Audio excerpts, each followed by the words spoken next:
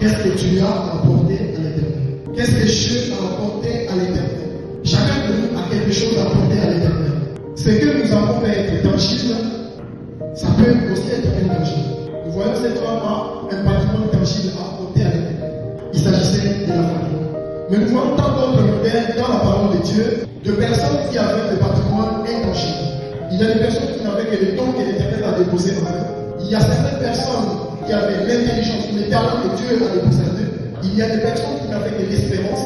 Et il y a des personnes qui n'avaient que le souvenir à rappeler à Dieu. Donc, comme nous avons dit, les biens ou le patrimoine tangible, c'est ce qui est visible des yeux des hommes. Mais c'est tout ce qui peut être visible des yeux des humains.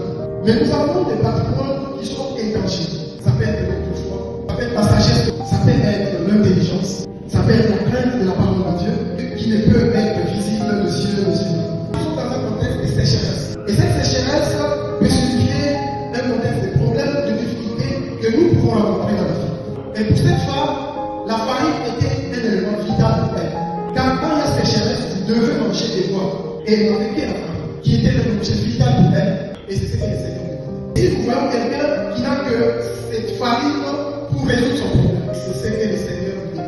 Peut-être qu'il te reste à peine 10 000 francs pour résoudre ton problème. Peut-être que les biens que tu as, c'est ça qui va solutionner ton problème. Mais c'est ce que le Seigneur te demande de nous présenter. Ce soir, le Seigneur nous demande de nous présenter ce que nous avons. Je ne sais pas quel est le problème qui nous ronge. Et qu'est-ce que nous avons comme solution pour ce problème. Mais le Seigneur demande de nous présenter ce que nous avons. Car la farine peut représenter la seule ressource qui nous reste pour solutionner les problèmes qui nous rongent. Et le Seigneur ce soir nous demande de